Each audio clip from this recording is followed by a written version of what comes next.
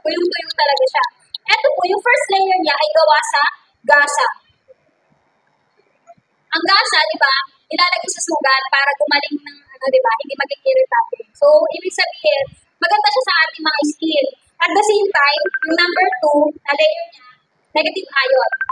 Ito nagpa-positive na mga, ito yung po yung nagbabalanse ng mga positive ion sa katawan natin. Yung mga positive ion, ito yung mga sakit-sakit. Kaya pag masama yung pakiramdam mo, no, pwede kang kumuha nito na hindi gamit. Okay, ilagay mo sa tubig, inumin mo. Mag-energize ka agad. Again, hindi gamit. Okay? Kasi ano naman, kapag ginamit ng mga kababaihan sa mga napili nila, pag natampihan siya ng liquid, di ba?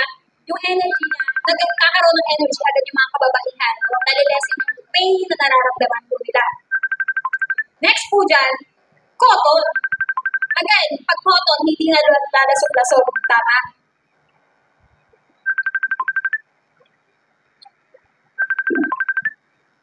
Kahit halu-haluin pa natin na sobrang ano yan, hindi yan maglalasog-lasog. Kasi cotton. Di ba? Okay. Ano pa?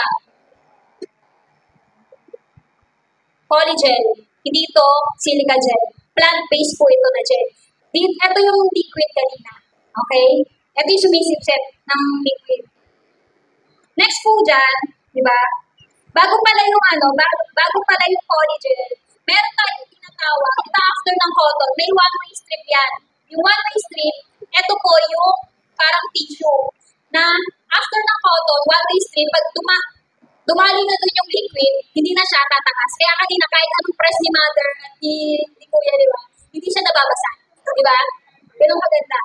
Kaya po, kahit saan ka magpupunta ngayon, di ba?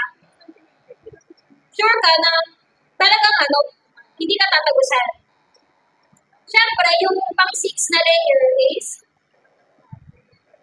cotton po ulit yan. Ito po yung cotton niya. Ito, cotton. Alam ko may one-way strip pa rin to eh. Ayan, yung parang tissue. Then, nanopaper po yung dulo. Nanopaper yan. Ibig sabihin, breathable siya. Hindi siya plastic. Pag plastic, expected nyo po yung bacteria, doon na magsisirculate. Diba? So, kung makikita nyo, ang nangyari po sa water kanina, ang nangyari?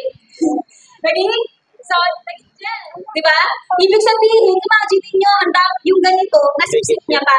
No? Kung malaki na ng base natin, kaya niya pang ito eh. Ganun kaganda yung ating napkin, yung ating produkto. Palakpakan nyo po yan. Ano yun?